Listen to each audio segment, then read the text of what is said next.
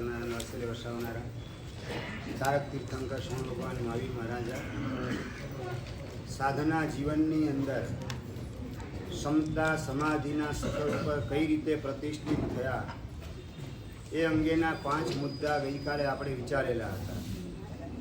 एना अनुसंधानमा एक नानकड़ो प्रश्न उपस्थित थयेलो छे कि आपे कह्युं हतुं के प्रभु समाधि टकाववा उपसर्ग आवे त्यारे 5 प्रकारना विचार करे, परंतु प्रभुने तो सहज समाधि न होय, प्रभुने तो उपसर्ग थतो होय तेनी नोंध पण नहीं लेवाती होय। प्रभु तो ध्यानस्थ ज रहे ने, नोंध लई होय तो विचार करे ने, नोंध ज न लेता होय तो विचार क्यांथी आवे? सरस मजानो प्रश्न छे। प्रभु 24 कलाकमांथी 21 कलाक कायोत्सर्ग ध्यान में रहता होय छे। मात्र 3 कलाक बपोरना 12 થી 3 नो समय ए आहार विहार अने निहार माटेनो बतावेलो छे। बाकीना 21 कलाक प्रभु कौशक ध्याननी अंदर अने एमां पण ચોમાસું वगैरे होय अने 4 महीनाना उपवास प्रभुए लई लीधेला होय तो 1 मिनिट पण ध्यानमा के कौशकमां विक्षेप पड़ेनी अखंड कौशक अखंड ध्यान चालतुं होय छतां पण हकीकत ए पण बतावेली छे। उत्तराधीन सूत्रनी बृहदवृत्तिनी अंदर वादी वेताल शांति सुरेश्वरजी महाराज साहेबे बात करेली छे कि 12.5 वर्ष सुधी श्रवण भगवान महावीर महाराजानी जे साधना एनी अंदर 6ठा गुणस्थानकनो समय केटलो अने 7मा गुणस्थानकनो समय केटलो आ प्रश्न पूछवामां आव्यो। 6ठुं गुणस्थानक एटले के प्रमत्त सर्ववीति गुणस्थानक, 7मुं एटले के अप्रमत्त सर्ववीति गुणस्थानक। 6ठा गुणस्थानकमां संकल्प विकल्पनी अवर जवर होय, 7मा गुणस्थानकनी अंदर संकल्प विकल्प समाप्त थई गया होय, निर्विकल्प स्थिति एनी अंदर आत्मा गोठवाई जाए तो 12.5 वर्षनी अंदर रोजना 21 कलाकनो कायोत्सर्ग प्रभुने होय अने ચોમાસાના 4 महीना विहार न होय, आहार विहार निहार मानो के बंद होय, गोचरी जवानो न होय, 4 महीनाना उपवास होय तो सળંગ 4 महीना 2 महीनाना उपवास होय तो सળંગ 2 महीनानो कौशक ચોમાસાની अंदर तो 6ठा गुणस्थानकनो समय केटलो, 7मानो समय केटलो अने साथे साथे बीजी पण एक हकीकत शास्त्रकार जाणे छे के 6ठे गुणठाणेथी 7मे गुणठाणे जवानो प्रयत्न अंतर्मुहूर्तमां करवामां न आवे तो 6ठेथी साधक 5मा गुणठाणे आवी जाय। 6ठे टकवानो समय मैक्सिमम अंतर्मुहूर्त, 7मानो समय पण अंतर्मुहूर्त अने 6ठेथी 7मे जवानो प्रयत्न न करे तो 6ठानो समय तो अंतर्मुहूर्तनो ज छे। 2 घड़ीनो पण नथी, 2 घड़ीमां पण 1 सेकंड ओછી तो ए समयनी अंदर ए समयगाळा दरमियान 6ठेथी 7मे छलांग लगावવાનો प्रयत्न न करे तो 6ठेथी 5मे आवता वार लागे नहीं। आमां कोई पण व्यक्ति अपवाद रूप नथी। तो पछी प्रभु 12.5 वर्ष सुधी साधना काळ दरमियान हता, कौशक ध्यानमा रहता हता तो प्रभुनो 6ठा गुणस्थानकनो समय केटलो अने 7मानो समय केटलो? तो 7मानो समय टोटल 12.5 वर्षनो भेगो करी अने एक मात्र अंतर्मुहूर्तनो बतावेलो छे। मात्र एक अंतर्मुहूर्त, समझो ख्याल आवे? अंतर्मुहूर्ते 6ठेथी 7मे तो अवश्य जवाना ज छे प्रभु अने छतां ए 7मानो टोटल 12.5 वर्षनो भेगो करेलो समय केटलो? तो मात्र एक अंतर्मुहूर्त एटले के 48 मिनिट पण पूरी नहीं। दीपक भाई ख्याल आव्यो? ए मतलब के 47 मिनिट 6ठे गुणठाणे रहे अने सेकंडना पण 50मा भाग जेटलो समय ए 7मा गुणस्थाननी स्पर्शना करे अने तरत त्यांथी पाछा एणे 6ठा गुणठाणे आवવું પડે। 6ठेथी 7मे जाय, 7मेथी पाछा 6ठे त्यां टकी शकातुं नथी। प्रभुवीर कौशक ध्यानमा होवा छतां पण 6ठेथी 7मे जाय માંડ સેકન્ડનો પણ 10મો ભાગ કે 100મો ભાગ ટક્યા ન ટક્યા અને પાછા નીચે ઉતરી જવું પડે, છઠ્ઠે આવી જવું પડે, છતાં પણ પ્રભુને પુરુષાર્થ અવિરતપણે ચાલુ જ હોય, છલાંગ લગાવવા માટેનો, છઠ્ઠેથી સાતમે ગુંઠાણે જવા માટેનો, છતાં પણ પ્રભુ ટોટલ 2.5 વર્ષમાં માત્ર એક અંતર મુહૂર્ત 7મા ગુણસ્થાનકે ટકેલા હતા. જો વધારે ટકવામાં આવે તો ક્ષપક શ્રેણી મંડાતા વાર લાગે નહીં. ક્ષપક શ્રેણી માંડીને કેવલ જ્ઞાન પ્રાપ્ત થઈ જાય. એટલે જ્યારે પણ 7મેથી છઠ્ઠે ગુંઠાણે આવે એટલે કે વિકલ્પ વિચાર એ શરૂ થઈ જાય. સંસારી જીવોને આવે એ બધા શું કહેવાય તો કે સંકલ્પ વિકલ્પ કહેવાય. અને અહીંયા પ્રભુને છઠ્ઠે ગુંઠાણે જે આવે અંતઃકરણમાં ભાવ જાગે એને શું કહેવાય? વિચાર કહેવાય છે. વિકલ્પ અને વિચાર. ઉદ્ગલ એની અંદર જ મમત્વ ભાવ, હુંપણાનો ભાવ, ગમો અણગમાનો ભાવ, આ બધો વિકલ્પનો વ્યવહાર છે, વિકલ્પ જગત છે. અને બીજી બાજુ માત્ર આત્મા એને અંગેની જ ભાવના, મારું નિર્મળ આત્મદ્રવ્ય હું ક્યારે પરિપૂર્ણપણે કાયમી ધોરણે પ્રગટ કરીશ, આવા પ્રકારનો ભાવ, આવા પ્રકારનો વિચાર આત્મા સંબંધી ચાલતો હોય. પોતાનું નિર્વિકાર સ્વરૂપ અને નિષ્કસાય સ્વરૂપ, પોતાનું શાશ્વત સ્વરૂપ, એ બધાના વિચારની અંદર પ્રભુ સતત જોડાયેલા હોય, ખોવાયેલા હોય, તો પણ શાસ્ત્રકાર કહે છે કે એ છઠ્ઠું ગુંઠાણું છે. કારણ કે વિચાર આવેલો છે. એ વિચાર પણ 7મા ગુણસ્થાનક સુધી પહોંચવા દે નહીં. એ વિચારને પણ છોડી અને પાછા પ્રભુ પોતાના સ્વરૂપમાં લીન થવાનો પ્રયત્ન કરે, ડૂબકી મારવાનો પ્રયત્ન કરે અને નિર્વિકલ્પ અવસ્થા પ્રાપ્ત થઈ જાય, નિર્વિચાર સ્થિતિ અંદરમાં પ્રગટ થઈ જાય. એટલે 7મા ગુણસ્થાનકની સ્પર્શના થઈ જાય. પરંતુ એ સ્પર્શના થઈ ન થઈને પાછા ત્યાંથી છઠ્ઠે ગુંઠાણે આવવું પડે. તો છઠ્ઠે ગુંઠાણે આવતા હોય અને અનુકૂળ વાતાવરણ વગેરે જોવા મળે ત્યારે જેસે માયા ભૂત કી આવી દેવ માયા છે. આ કર્મજન્ય પરિણામો છે. આ સપનાનું રાજ છે. ઇન્દ્ર મહારાજ જ્યારે સાતા પૂછવા માટે આવે, ધર્મેન્દ્ર આવે કે સૌધર્મ ઇન્દ્ર પ્રભુ વીરની સાતા પૂછવા આવે, એ વખતે આ સુપને કી માયા, આ સપનાની માયા છે. આ બધું સપનું છે. આ મારું શાશ્વત સ્વરૂપ આવું નથી કે જેની અંદર ઇન્દ્ર મહારાજ મને સાતા પૂછવા આવે અને હું એને ધર્મ લાભ આપવાનું કામ કરું અને અંદરમાં ગલગલિયા થતા હોય. આ બધું મારું સ્વરૂપ નથી, આ બધું સપનું છે.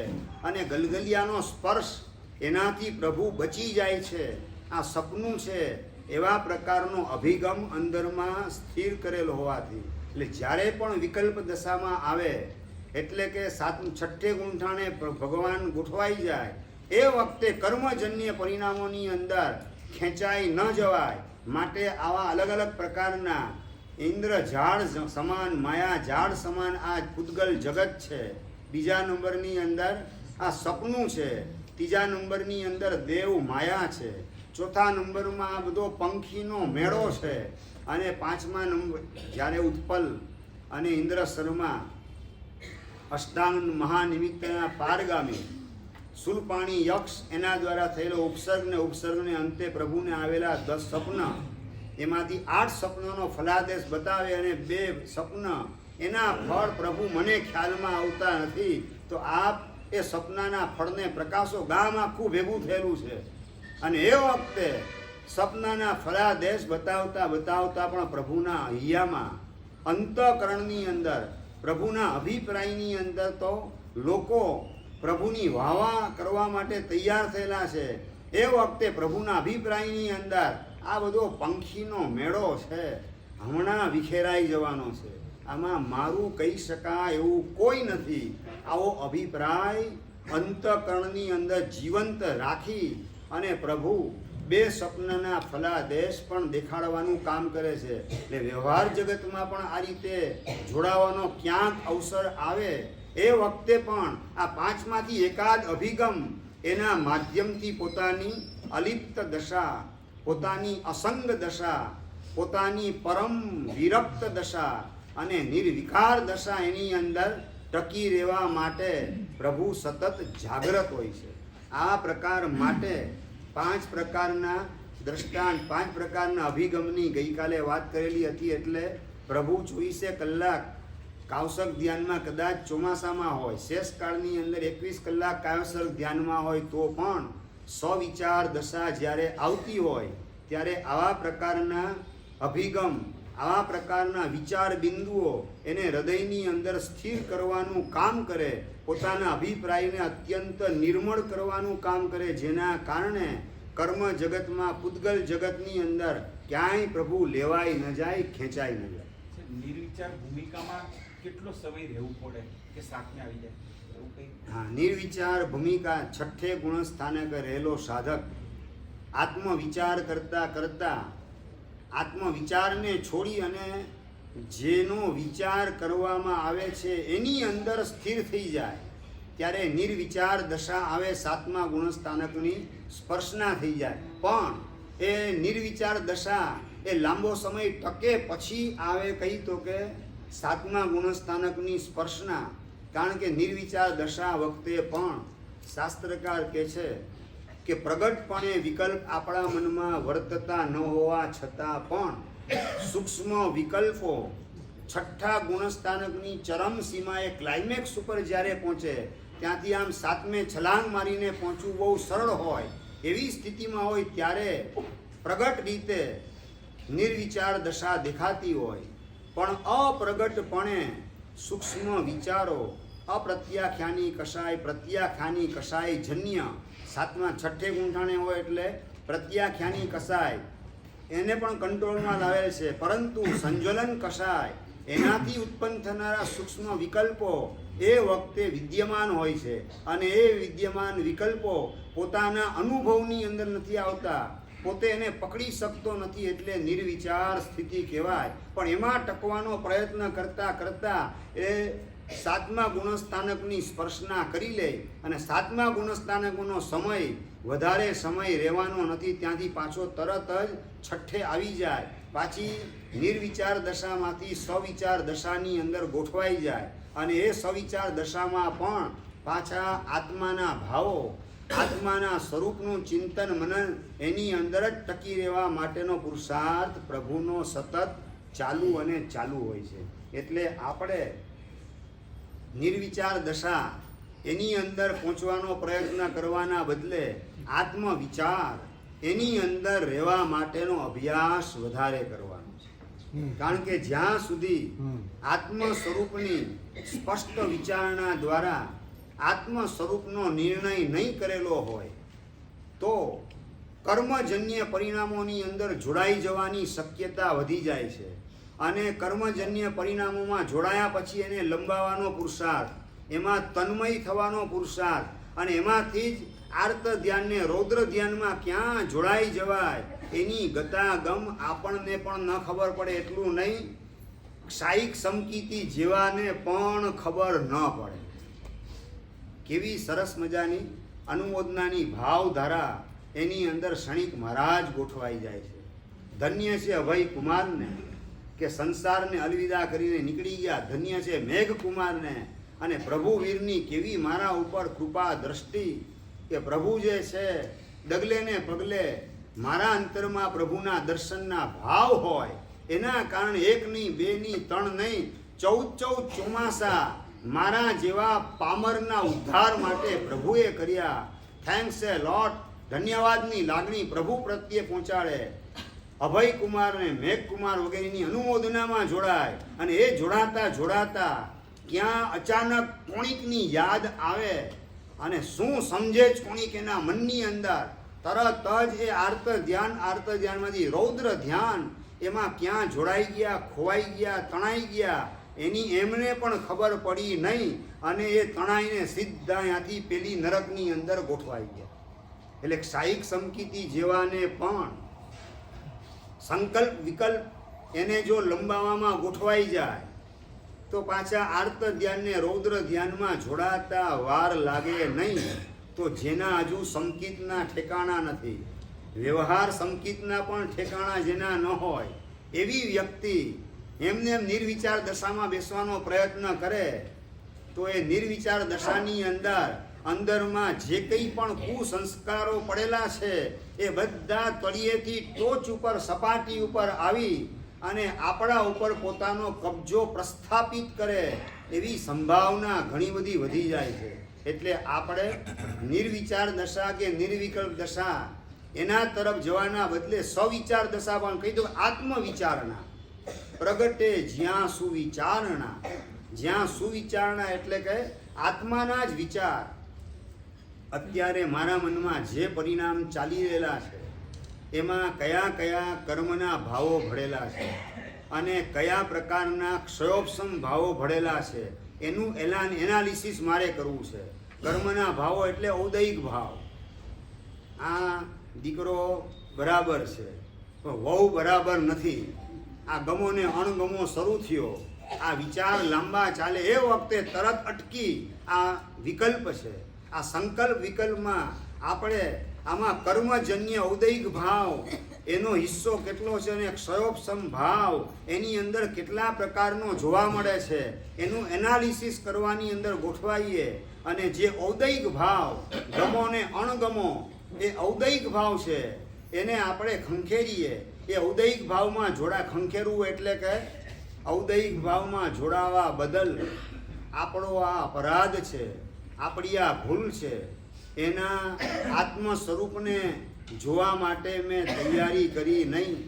એ પરમાત્મા બનવાને લાયક છે એવા પ્રકારનો મારો અભિપ્રાય એને મેં કેળવેલો નથી. માટે જ એનો વ્યવહાર મારા કર્મને, મારા પુણ્યને, પાપના ઉદયના આધારે એનો મારી સાથે જે વ્યવહાર છે એના દ્વારા એને માપવાની અંદર ગોઠવાઈ જાઉં છું.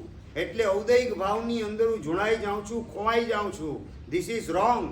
આ મારો ગુનો છે, મારો અપરાધ છે ને આ ભાવમાં જોડાઈ જઈશ તો નરક અને નિગોધ મારા માટે દૂર નહીં રહે અને ત્યાંથી અનંત કાળ સુધી મને બહાર કાઢશે કોણ, બહાર નીકળીશ કઈ રીતે?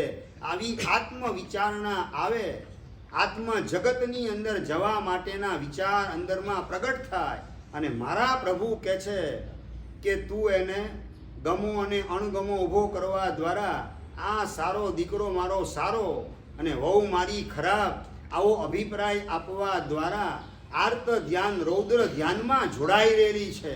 આવા પ્રકારેની વિચારણા માના અંતરમાં જાગૃત થાય અને આ અર્થ ધ્યાન રૌદ્ર ધ્યાન દીકરો સારો એટલે ઈષ્ટનો સંયોગ એના સંબંધી આર્ત ધ્યાન ચાલુ થયું. અને નંબર 2 દીકરી વહુ કેવી તો કે ખરાબ એટલે એના પ્રત્યે અનિષ્ટનો આ સંયોગ ટળે એ પ્રકારનું આર્ત ધ્યાન અને એમાંથી એના પ્રત્યે વધારે પ્રત્યો દ્વેષનો પરિણામ જાગૃત થાય તો હિંસાનું બંધી રૌદ્ર ધ્યાન વગેરે પણ શરૂ થતા વાર લાગે નહીં અને એ રૌદ્ર ધ્યાન મને નરકની અંદર ફેંકવાનું કામ કરશે. એટલે પોતાના મનમાં ઊભા થયેલા સંકલ્પ વિકલ્પો એનું આ રીતે એનાલિસિસ કરવાનું કામ કરીએ તો આ સવિચાર દશા આપણા આત્માની નજીક આપણને રાખવાનું કામ કરશે. માત્ર નિર્વિચાર દશા ને નિર્વિકલ્પ દશામાં રહેવું છે. અરે ભગવાન ખુદ પોતે પણ 12.5 વર્ષની અંદર અંતર્મુહૂર્ત કરતા વધારે સંપૂર્ણ નિર્વિચાર દશા ને નિર્વિકલ્પ દશામાં ટકેલા નથી. તો આપણે શું ટકવાના? આપણી શું ઓકાત છે કે તાકાત છે કે આપણે નિર્વિચાર દશામાં ટકીએ? અને બીજી વાત, જેને નિર્વિચાર દશા અને નિર્વિચાર દશા જેને ગમતી હોય ને આત્મવિચારણા કરવાની તૈયારી ના આવે, પોતાની ભૂલને જોવા માટેની તૈયારી ના આવે, તો પછી એવા જીવને કર્મ સત્તા આવતા ભવની અંદર અસંગની દશા આપવાનું કામ કરે. વિચાર કરવો જ નથી તમારે તો મનની જરૂરત તમારે છે નહીં.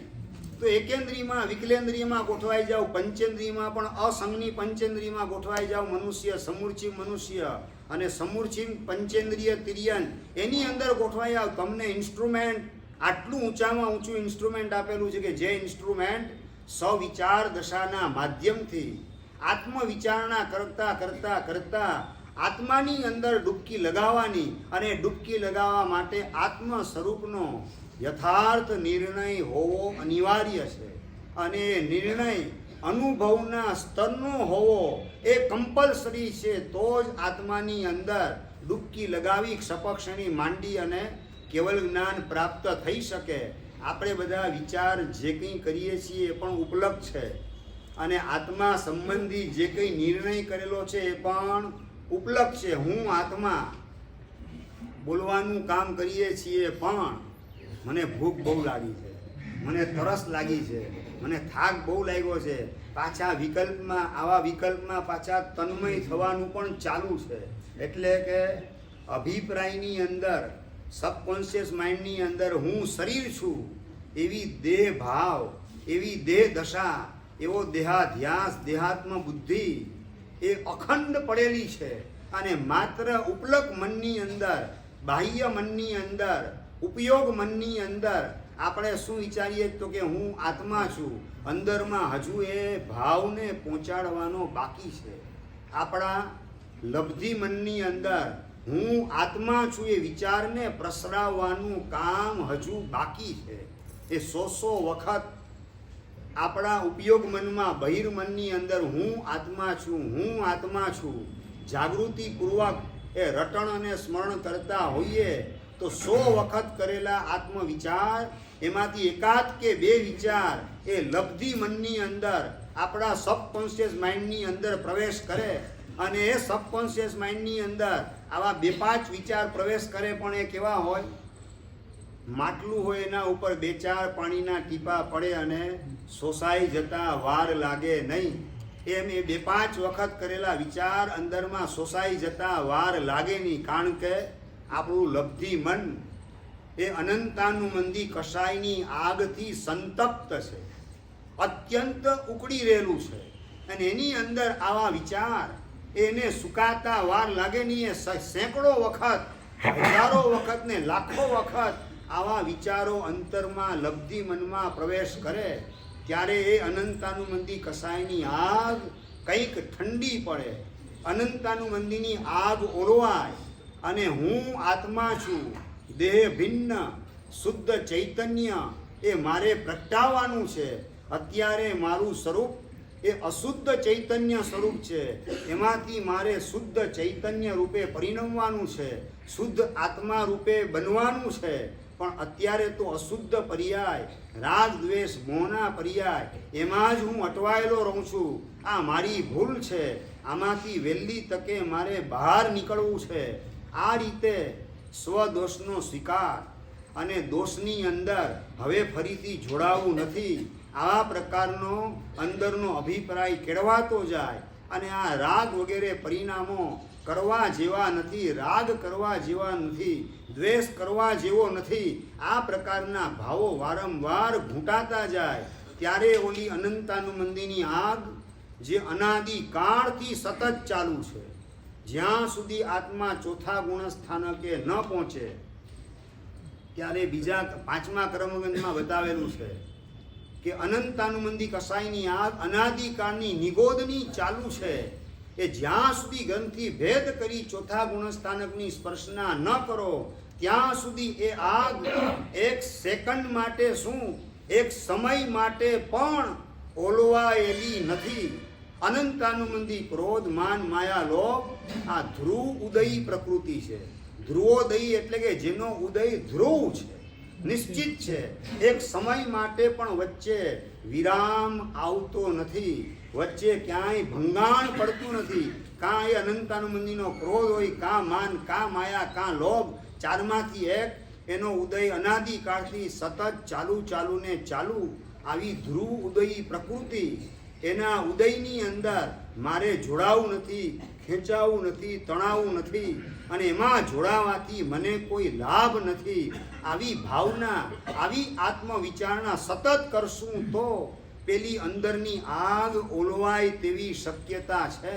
એટલે આપણે નિર્વિચાર દશામાં જવાના બદલે આપણે સવિચાર દશા એટલે આત્મવિચારણા, ભગવાનની આજ્ઞા મુજબ, શાસ્ત્ર વચન મુજબ આત્મવિચારણામાં સતત જોડાયેલા રહીએ. કે અત્યારે આર્ત ધ્યાન ચાલે છે, રૌદ્ર ધ્યાન ચાલે કે ધર્મ ધ્યાન ચાલે છે, 12 પ્રકારની ભાવનામાં જોડાઈએ, અને અનિત્યાદિ 12 પ્રકારના ભાવ એમાં જોડાઈએ. ક્યાં મૈત્રી વગેરે 4 ભાવની અંદર જોડાવાનું કામ કરીએ. કાં ધર્મ ધ્યાન એના 4 પ્રકાર એની અંદર જોડાવાનું કામ કરીએ. આવી રીતે કાં પછી આત્મ સ્વરૂપ એની વિચારણા, એની અંદર જોડાવાનું કામ, તન્મય થવાનું કામ, એમાં કદાચ અનુકૂળતા ન આવે તો વર્તમાનમાં જે અંદરમાં સંકલ્પ વિકલ્પની હારમાળા ચાલી રહેલી છે, એ સંકલ્પ વિકલ્પની હારમાળાનું એનાલિસિસ કે આમાં ઔદૈક ભાવ કયા અને ક્ષયોપસમ ભાવ કયા, આમાં આશ્રવના પરિણામ કયા છે અને સંવરના પરિણામ કયા છે, આમાં નિર્જરા કરાવે એવા પરિણામ કેટલા છે અને મને કર્મનો બંધ કરાવે એવા પરિણામ કેટલા છે. આ રીતે સતત એનાલિસિસ, પૃથક્કરણ કરવાનું કામ જે સાચા અર્થની અંદર ભેદ જ્ઞાન છે.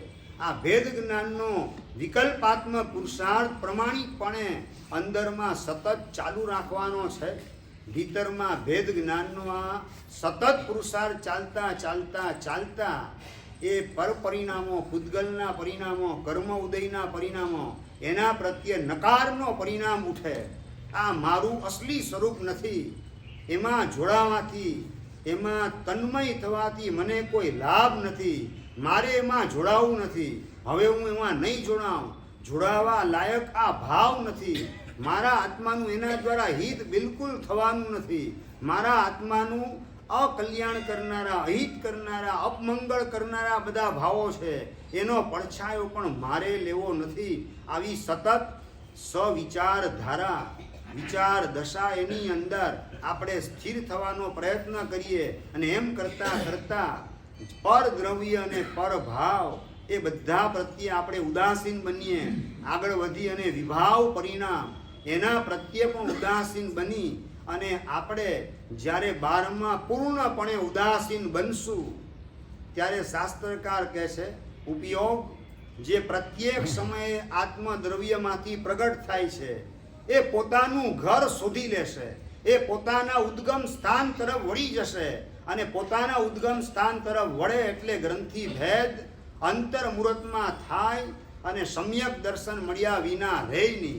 પણ ઉપયોગને જ્યાં સુધી 12માં જ રહેવાનું ગમતું હશે, આ શરીર એને બાથરૂમમાં ગયા પછી 5 કલાક ને અડધો કલાક લક્ષ સુપ્રીમ હમામ ને બધું ઘસવાની અંદર ખોવાયેલા રહેવું, ઉપર ફુવારો ચાલુ કરવામાં ગોઠવાઈ જવું ને મજા આવે છે એ ભાવમાં તણાયેલા રહેવું. શાસ્ત્રકાર કહે છે આયુષ્ય બંધાઈ જાય તો ભેંસના ભવમાં ગોઠવાતા વાર લાગે નહીં. જેને બાથરૂમમાં પડ્યા રહેવું ગમે અને કર્મ સત્તા કે બાથરૂમમાં માણસ તને આવતા ભવમાં બનાવીશ તો કેટલો બાથરૂમમાં તું પડ્યો રહીશ. ઘરવાળા પાછળવાળા ટકોરા મારશે, બહાર કાઢશે, તને દુકાને મજબૂરીથી જવું પડશે. એના કરતાં તને ભેંસ બનાવી દઉં, આખો દિવસ પાણીઓમાં પડ્યો રહેતું અને હજુ કર્મ સત્તા વધારે અનુગ્રહ તમારા ઉપર કરે કે ભાઈ ભેંસ બનશે તોય પાછું હાંજે તો પાછો માલિક આવશે, ભરવાડ લેવા માટે આવશે, બહાર કાઢશે, દોવાનું કામ કરશે અને એને ઘરે જવું પડશે. એના કરતાં આને માછલી બનાવી દઉં. જન્મ પાણીમાં, જીવન પાણીમાં, મોત પણ પાણીની અંદર, આખી જિંદગી પાણીમાં જાય એવી સ્થિતિમાં કર્મ સત્તા આપણને ગોઠવી દેશે. એ નાતી વખતે આ ભાવ આપણા જો ઓળખાતા જાય કે આ ભાવ વધારે બળવાન બને તો માછલીનો ભાવ મારા માટે દૂર નથી.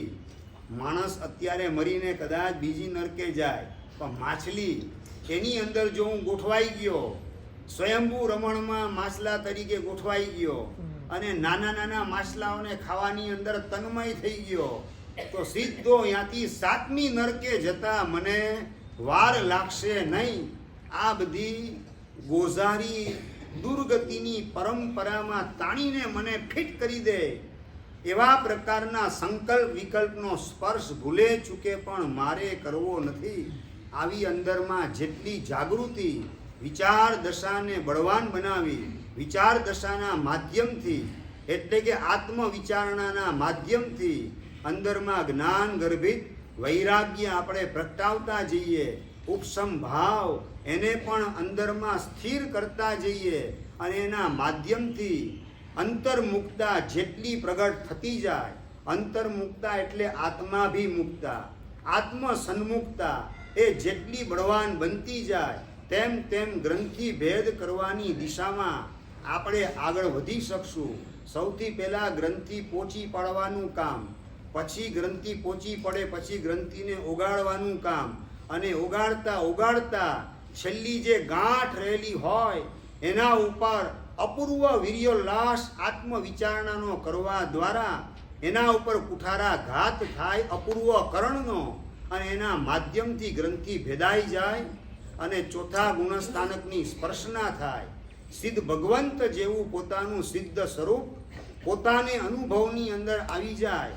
એક ક્ષણવાર માટે પોતાના સ્વરૂપનો આ ચાખેલો સ્વાદ એને વારંવાર ત્યાં જવા માટે પ્રેરણા આપવાનું કામ કરે. ત્યાં ટકી શકાતું નથી લાંબો સમય, પરંતુ એક વખત સ્વાદ માણી લીધા પછી એનો ભાવ સતત ત્યાં જવા માટેનો હશે. બારમાં જવું પડશે એ માત્ર કર્મજન્ય લાચારી હશે. એના સિવાય હોંશે હોંશે બારમાં જવા માટે નિર્મળ સમકીથી આત્મા તૈયાર થતા નથી હોતા. એટલે આપણે નિર્વિચાર દશા પકડવાના બદલે આત્મવિચારણાની અંદર સતત જોડાયેલા રહેવાનું, અને આપણા મનમાં ચાલતા વિચારો વિકલ્પો એ મોહના ઘરના છે કે આત્માના ઘરના છે, એ રખડાવનારા છે કે સ્વરૂપમાં વિશ્રામ કરાવનારા છે, એની સતત પૃથક્કરણ કરવા દ્વારા, એનાલિસિસ કરવા દ્વારા આપણે જાગૃતિ જેટલી કેળવીએ તેમ તેમ આપણે વધુને વધુ આત્માની અંદર ઉતરી શકીએ એવી આપણી ભૂમિકા તૈયાર થતી જાય. અને આત્મામાં ઉતરે તો જ ગ્રંથિ ભેદ થાય તેવી શક્યતા છે. એટલે સોહમ કરીને બેહી જવાનું નથી કે હું શુદ્ધાત્મા છું, એ રીતે માત્ર પોપટ પાઠ કરવામાં રોકાઈ જવાનું નથી. પણ વર્તમાન જે ગ્રાઉન્ડ લેવલની રિયાલિટી છે કે આ કસાઈના પરિણામમાં હું જોડાઉં છું, એ મારો અપરાધ છે, એ મારે ફરીથી આવા ભાવની અંદર જોડાવું નથી. આ કર્મજન્ય પરિણામ એને પ્રસરાવવાની અંદર, એને ફેલાવવાની અંદર મને શું લાભ થવાનો છે, આ રીતે એના પ્રત્યે વિચારપૂર્વક વૈરાગ્ય ભાવ ઊભો કરવામાં આવે તો એ 70 કોટાકોટી સુધી દર્શન મોહનીય કર્મની સ્થિતિ બંધાય તેવા સંક્લિષ્ટ પરિણામ આત્માની અંદર જાગવાની શક્યતા સમાપ્ત થવા માંડશે. પણ એ વિચાર દશા કેળવેલી હશે તો નિર્વિચાર દશામાં આમને આમ બેસી જશો અને કસાઈની ટ્રીટમેન્ટ નહીં કરેલી હોય, આપણે આપણા ભાવ પર ટ્રીટમેન્ટ કરવાનું કામ નહીં કરેલું હોય, આપણા મનનું એનાલિસિસ કરવાનું કામ નહીં કરેલું હોય, તો અનાદિના હઠીલા દોષોની પજવણી એ ખાલી સોહમ કરવા દ્વારા સમી જાય, શાંત થઈ જાય એવી કોઈ કાળે શક્યતા નથી. એટલે ભગવાને જે ધર્મ ધ્યાન બતાવેલું છે એની અંદર ચારે ચાર ધર્મ ધ્યાન, આજ્ઞા વિચય, અપાય વિચય, વિપાક વિચય અને સંસ્થાન વિચય, એ ત્રણેયમાં છે ને વિચય વિચય વિચય શબ્દ લખેલો છે. વિચયનો મતલબ જ વિચાર છે. આજ્ઞા વિચય એટલે ભગવાનની આજ્ઞાની વિચારણા, પણ એ વિચારણા એકાગ્રતાપૂર્વક હોય તો એ ધ્યાન કહેવાય, અને એકાગ્રતા ન આવેલી હોય તો પછી એ ભાવના કહેવાય. એ વસ્તુને ભાવના પહેલાં ખાલી સાંભળતા હોય ને સમજવાનો પ્રયત્ન કરતા હો તો એ વિચાર કહેવાય. એટલે વિચારમાંથી ભાવનામાં, ભાવનામાંથી આપણે એકાગ્રતા દ્વારા ધ્યાનમાં, અને ધ્યાન સમાપ્ત થાય પછી પાછા અનુપ્રેક્ષાની અંદર, આવા 4 તબક્કાની અંદર ધર્મ ધ્યાન, ધ્યાન શતક નામના ગ્રંથની અંદર બતાવવામાં આવેલ છે કે ધર્મ ધ્યાનના 4 ભેદ, આજ્ઞા વિચય, વિપાક વિચય, અપાય વિચય અને સંસ્થાન વિચય. અને એની અંદર પણ પાછા 4 ભેદ. પહેલા સવિચાર, પછી સભાવના, પછી એકાગ્રતા સહિતનું ધ્યાન, પછી અનુપ્રેક્ષા, અને પછી પાછા આપણે અનિત્યાદિ ભાવનામાં જોડાઈ જઈએ, વૈરાગ્ય ભાવને દ્રઢ કરતા જઈએ, 12મા ઉપયોગ જાય.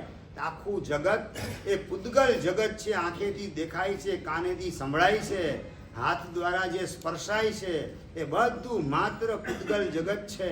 આમાં મારું કહી શકાય એવું કંઈ નથી. તો ત્યાં મારે રસ રુચિપૂર્વક મારા ઉપયોગને જોડવાથી શું ફાયદો થવાનો છે? આવા વિરક્ત ભાવપૂર્વક, વૈરાગ્ય ભાવપૂર્વક ત્યાંથી ઉપયોગને પાછો વાળી અને આત્મ ઘરની અંદર સ્થાપિત કરવાનું આપણે કામ કરીએ ને આ જ ભગવાનની આજ્ઞા છે. ઉપયોગ જ્યારે પણ બહાર જાય ત્યારે સમજણપૂર્વક વિરક્ત બની વૈરાગ્યથી ભાવિત થઈને ઉપયોગને પાછો આત્મઘરની અંદર જોડવાનો પુરુષાર્થ કર. એ જ મારી તને મુખ્ય આજ્ઞા છે. આ આજ્ઞાની વિચારણા અને એ આજ્ઞાનો અમલ કરીએ એટલે આજ્ઞા વિજય ધર્મ ધ્યાન એ પણ આપણા જીવનમાં ગોઠવાઈ જાય. મતલબ કે ભગવાને ધર્મ ધ્યાન કરવાની વાત કરી છે, નિર્વિચાર દશામાં રહેવાની આજ્ઞા ભગવાને નથી કરી. એ ધર્મ ધ્યાન કરતા કરતા ઓટોમેટિક અંદરમાં ઉતરી જશો, સંકલ્પ વિકલ્પ સમાપ્ત થઈ જશે અને વિચાર કરવા માટે પણ તમારું મન તૈયાર નહીં થાય ત્યારે આત્મ જગતમાં ઉપયોગ પૂરેપૂરો સ્થિર થઈ જાય તો ગ્રંથિ ભેદ ધન્ય પડે થઈ જવાનો છે. પણ નિર્વિચાર સોહમ કરીને બેસે રાખશો તો એના દ્વારા ઠેકાણું પડશે નહીં. આ વર્તમાન કાળની અંદર આ નિશ્ચય નહીંની પરિપક્વ સમજણ ન મેળવી અને કેટલાક લોકો આ દિશાની અંદર પણ અટવાઈ જતા હોય છે. આપણે એ રીતે અટવાવાનું કામ કરવું નથી. ભગવાને ધર્મ ધ્યાન કર્તવ્ય તરીકે બતાવેલું છે. આર્ત ધ્યાન રૌદ્ર ધ્યાન છોડ, ધર્મ ધ્યાનમાં જોડાયેલો રે. શુક્લ ધ્યાન આ કાળમાં આપણા માટે સપક શ્રેણી મંડાવે તેવું શુક્લ ધ્યાન આપણા માટે શક્ય નથી. એટલે આપણા માટે તો વાત આ જ આવી કઈ ધર્મ ધ્યાનમાં આર્ત ધ્યાન રૌદ્ર ધ્યાન ટાળી અને ધર્મ ધ્યાનમાં રહેવું એ મારા પ્રભુની આજ્ઞા છે. આ આજ્ઞા વિજય ધર્મ ધ્યાન એની અંદર પણ પાછું આ જ રીતે ધર્મ ધ્યાન પહેલા નંબરનું એ હાઇલાઇટ થતું જાય. એટલે સ્વવિચાર દશાની અંદર આપણે આજ્ઞા વિજય ધર્મ ધ્યાન એની શરૂઆત કરી. પછી એમાંથી ભાવના, એમાં એકાગ્રતા આવે એટલે કે ધ્યાન, અને ધ્યાન પૂર્ણ થાય અંતર્મુહૂર્ત પછી પાછા ક્યાં તો કે આપણે અનુપ્રેક્ષાની અંદર, એટલે કે ધ્યાનમાંથી બહાર આવ્યા પછી અંદરમાં શું શું મને અનુભવ થયો, કેવા પ્રકારના ભાવો અંદરમાં વેદાતા હતા, કેવા પ્રકારની મારી પરિણતિ અંદરમાં તૈયાર થઈ રહેલી હતી. આની અનુપ્રેક્ષા, એનું ઓબ્ઝર્વેશન કરો. અનુનો મતલબ જ પાછળ છે. અનુ એટલે કે પછી, પ્રેક્ષા એટલે કે વિચારણા. ધ્યાન સમાપ્ત થયા પછી ધ્યાનમાં શું ચાલતું હતું એની વિચારણા, એની નોંધ લેવાનું કામ આપણું મન કરે એને અનુપ્રેક્ષા કહેવામાં આવે છે. આ બધી વાત ધ્યાન શતકની અંદર બતાવવામાં આવેલી છે. તો એ લક્ષ્યમાં રાખીને આપણે સ્વવિચાર દશા એટલે કે આત્મ વિચારણા એની અંદર જોડાયેલા રહેવું છે. મને કોકના પ્રત્યે ગુસ્સો આવ્યો તો એ અપાય વિજય નામનું ધર્મ ધ્યાન શરૂ કરવા માટેની આ એક તક છે કે આ ક્રોધ કરીશ તો એના કેવા ફળ આવશે, એ ફળ કોણ ભોગવશે, અને એ ફળ ભોગવવાની અંદર મારી ક્ષમતા કે સમાધિ ટકશે કે નહીં ટકે, આવી વિચારણા શરૂ કરો. એટલે અપાય વિજય ધર્મ ધ્યાન એની શુભ શરૂઆત વિચાર દશાએ થઈ ગઈ. આના માઠા ફળ ક્રોધ એ તીવ્રપણે કરીશ તો વાઘના ભવમાં જવું પડશે, બીજા કોઈએની મારે પોતે જવું પડશે, ને ત્યાં ગયા પછી મારી જાત ઉપર કંટ્રોલ 1% નહીં હોય. ટોટલી કર્મ સત્તા એ ભવના ભાવની અંદર મને રમાડવાનું કામ કરશે ને ત્યાંથી સીધા ચોથી નરકની અંદર જતા વાર લાગશે નહીં.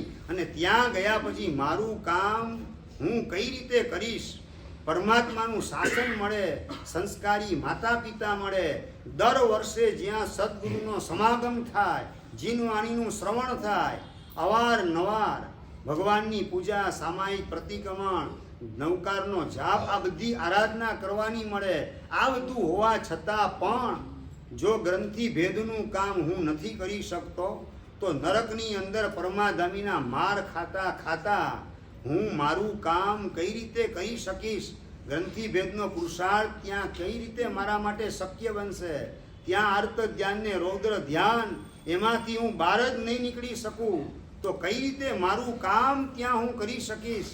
આ ગંભીરતાથી આ અપાય વિજય ધર્મ ધ્યાન એની અંદર જોડાયેલા રહીએ તો કસાઈ કરવાના પરિણામ ભીતરમાંથી સમાપ્ત થઈ જાય. ના, હવે મારે આ કસાઈના પરિણામ કરવા નથી. 12મા કર્મના ઉદય મુજબ જે થવાનું હશે થશે, પણ મારું બગાડી અને 12મું સુધારવા માટેની મૂર્ખામી હવે મારે કરવી નથી. આવો એક નિર્ણય શાંત ચિત્તે ગંભીરતાથી સાધક કરે અને એના દ્વારા કસાઈની આગ અંદરની ઓલવાય એ માટેની પ્રમાણિકપણે પોતાની ભાવધારા એને લંબાવવાનું ને ઘૂંટવાનું કામ કરવામાં આવે તો જ આપણું ઠેકાણું પડે તેવી શક્યતા છે. એ સોહમનું ધ્યાન ધરવા બેસીને ધ્યાન પતે પછી આ લાઇટ કેમ હાલી ગઈ, પંખો કોણે બંધ કરી દીધો, એસી કેમ બંધ થઈ ગયું, પાછા બહાર આવ્યા પછી એની એ જ મલિન સંક્લિષ્ટ વિચારધારામાં આરંભ સમારંભની અંદર અટવાઈ જઈએ તો એ ધ્યાન તરંગાત્મક હતું. એ પાણીના તરંગ જેવું ધ્યાન, એનાથી આપણું કલ્યાણ કે મંગલ થવાની કોઈ શક્યતા નથી. મોહ રાજા એ રીતે છેતરાવાનો નથી. આખલો ખેતરમાં ઘૂસી ગયો હોય ચિરાગભાઈ, અને તમે ઓલું માટીનું ઢેફું હોય ને, ભીનું ભીનું માટીનું ઢેફું, એના ઉપર આમ મારવાનું કામ કરો, હાય નીકળતું અહીંથી. આખલો કઈ રીતે નીકળે? તમે એને તો ઠંડક લાગે, હા માટીનું ઢેફું આવ્યું, થોડી ઠંડક થઈ, બહુ ગરમી લાગતી હતી ઉનાળામાં, સારુંથી ભાગ સડી થોડી ઠંડક કરી આપી, બહાર નીકળશે કઈ રીતે? એ તમે કડિયાળી ડાંગ ઉગામો તો જ બોલો આખલો બહાર નીકળે તેવી શક્યતા છે. આ મોહ રાજા છે ને આખલા કરતા ખતરનાક છે. આ સોહમ એટલે આ માટીના ઢેફા નાખ્યા, એ કઈ રીતે નીકળવાનું? અચ્છા, એટલે એ પોતાના આત્માને અત્યારે પરમાત્મા જ માને છે ને, એટલે હવે પરમાત્મા થવા માટે મને કાઢવાનો કોઈ પ્રયત્ન કરવાનો જ નથી. અત્યારે જ પોતાના આત્માને શુદ્ધાત્મા માને, ભગવાન માને, તે મને કાઢવાનો પુરુષાર્થ નથી કરવાનો. હાસ વાંધો નહીં, અહીંયા ડેરા તંબુ તાનીને અનંતકાળ સુધી પડ્યા રહો, વાંધો નહીં આવે. આ માટીના ઢેફા નાખો તો પેલો આખલા જેવો, અને આખલા કરતા કદાવર ને ખતરનાક એવો મોહ કઈ રીતે આત્માના ખેતરમાંથી બહાર નીકળવાનું કામ કરશે? એ આત્માના સદગુણના પાકને ચરી જવાનું કામ કરે. તમારા પુણ્યાનુબંધી પુણ્યને પણ ચરી જવાનું કામ એ આખલો કરે, મોહ રાજા રૂપી.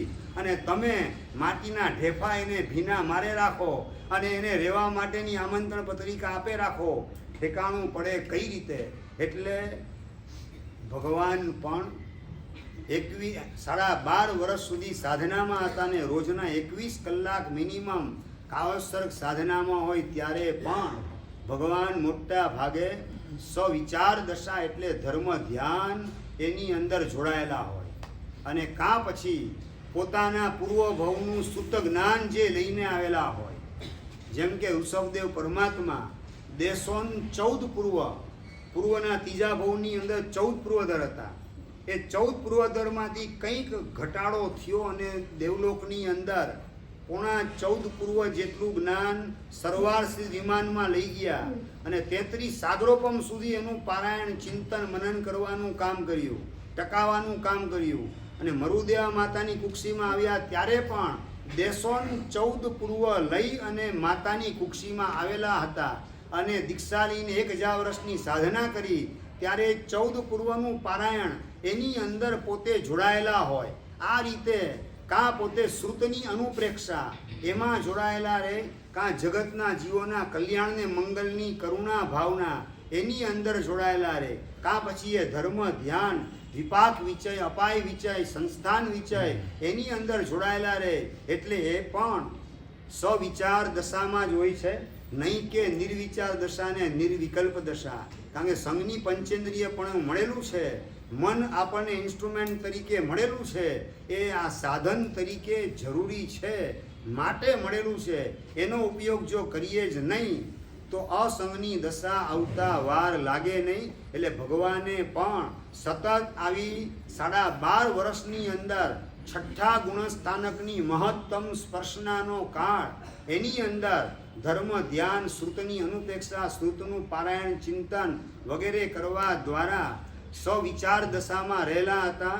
એટલે એની અંદર આ ઇન્દ્ર ઝાડ સમાન છે જગત, આ સપનું છે, પંખીનો મેળો છે, દેવ માયા છે કે આખું સંસારે નાટક છે, આ પ્રકારના વિચાર, આવા પ્રકારના અભિપ્રાય એને સ્થિર કરવા દ્વારા અસંગ દશા અને અલિપ્ત દશાનો મહેલ એના પાયાને મજબૂત કરવાનું પ્રભુ કામ કરતા હતા. એટલે એને ખબર જ ન હોય એવું માનવાની જરૂરત નથી. કારણ કે 7મા ગુણોત્સવની સ્થાનકની સ્પર્શના 12.5 વર્ષમાં માત્ર અંતર મુહૂર્તની બતાવેલી છે. અને એ ભાવધારા કેવી હોય તો એમ જાણી તણ લોકમાં જે પૂદગલ પર્યાય તિનકી હું મમતા તજુ ધરું સમતા ચિત્ત લાય. એમ જાણી એટલે કે આ માયા ઝાડ છે, દેવ માયા છે, ઇન્દ્રજાળ છે, સપનાનું રાજ છે. આ બધું જાણી ચિત્તની અંદર 3 લોકમાં જે કંઈ દેખાય એ બધું પૂદગલના પર્યાય છે. આંખેથી દેખાય એ માત્ર પૂદગલ છે, કાનેથી સંભળાય એ પણ ભાષા વર્ણના પૂદગલ છે, નાકથી સૂંઘવામાં આવે એ પણ પૂદગલ છે, જીભથી ચાખવામાં આવે મેવા મીઠાઈ ફ્રૂટ ફરસાણ એ પણ પૂદગલ છે, ઔદારિક પૂદગલ છે. અને આ સ્પર્શનેન્દ્રિય દ્વારા જેનો સ્પર્શ કરવામાં આવે એ પણ માત્ર પૂદગલ છે. પૂદગલની જુદી જુદી અવસ્થા છે, લાલ પીળી ગુલાબી અવસ્થા છે, એ બધા પૂદગલના પર્યાય છે. એ પૂદગલના પર્યાય એટલે કે મારું સ્વરૂપ નથી, મારી અવસ્થા નથી, એ બહારની દુનિયામાં બધું આ ચાલી રહેલું છે. તો તિનકી હું મમતા તજુ, એની મમતાને હું છોડી દઉં, એના પ્રત્યેનો એટેચમેન્ટનો પરિણામ અંદરમાં ઊભો થવા દેવો નથી. આ ભેદ જ્ઞાન એટલે કે એ પર પરિણામ છે, સ્વ પરિણામ નથી. આ રીતે ભેદ જ્ઞાન દ્વારા એની મમતાને છોડી ધરું સમતા ચિત્ત લાય, ચિત્તમાં સમતાને લાવવાનું કામ કરું, સમતાને ભજવાનું કામ કરું. અને સમતા જેમ જેમ બળવાન થતી જાય તેમ તેમ સમાધિની નજીક આત્મા ગોઠવાતો જાય. સમતા એ તરલ અવસ્થા છે ચિત્તની, અને સમાધિ એ ચિત્તની ઘન અવસ્થા છે. સમતા એટલે કે એક જાતનું પાણી છે, અને સમાધિ એટલે કે બરફ છે. પાણીને બરફ આમ ગણો તો એક જ છે, પણ એ બરફ એટલે સઘન અવસ્થા છે. એમ સમતાની સઘન અવસ્થા થઈ ગઈ એટલે એનું નામ સમાધિ છે. અને તરલ અવસ્થા પાણી જેવી છે તો એ સમતા છે. આપણે અત્યારે સમતાનો અભ્યાસ કરીએ અને સમતા માટે મમતાને કાઢવા માટે સતત જાગ્રત રહેવાનું છે. ક્યાંય મમતામાં મારે અટવાવું નથી. કોઈ પણ પરિણામ એ જ્યારે ઊભા થાય કે આ પેન મારી, આ લેટર પેડ મારું, આ બંગલો મારો, આ બધું મારું, એવા પ્રકારના મમતાના ભાવ ઊભા થાય ત્યારે વિચાર એ જ કરવાનો છે, પુણ્યના ઉદયથી માત્ર મને વાપરવા માટે ચીજ મળી છે, માલિક એનો હું નથી. માલિક એ કર્મ સત્તા છે, કુદરત એની માલિક છે, હું એનો માલિક નથી. આ રીતે માલિકીનો ભાવ કાઢવા દ્વારા એના પ્રત્યેની મમતાને ઊભી થતી આપણે અટકાવવાની છે. જેટલી એ મમતાને અટકાવવાનો પ્રયત્ન કરશું તેમ તેમ સમતાની નજીક આપણે પહોંચી શકશું. પણ પ્રશ્ન એ છે, અમારા રાહુલભાઈ કે સાહેબ બંગલો મેં કરોડ રૂપિયા ખર્ચીને લીધો, તો રૂપિયા ખર્ચા પછી બંગલો મારો કેમ ન કહેવાય? એ બંગલામાં મારા સિવાય બીજાને તો રહેવાનો અધિકાર છે નહીં, તો એ બંગલાને મારો માનવું તો ખોટું શું છે? રાહુલભાઈ, આ બધી મથામણ ચાલતી હોય છે, ગળમથલ મનની અંદર ચાલતી હોય છે. હું તમને કહું, મુંબઈની અંદર મફતલાલ બાથની અંદર માનો કે તમે નાવા માટે જાઓ, પૈસા આપવા પડે કે ના આપવા પડે? નરેન્દ્રભાઈ, પૈસા આપવા પડે. પૈસા તમે એને જે કી 500 કે 1000 રૂપિયા આપ્યા મફતલાલ બાથમાં 1 કલાક રહેવામાં, નાવા માટે, એટલે મફતલાલ બાથની માલિકી તમારી થઈ જાય એમ?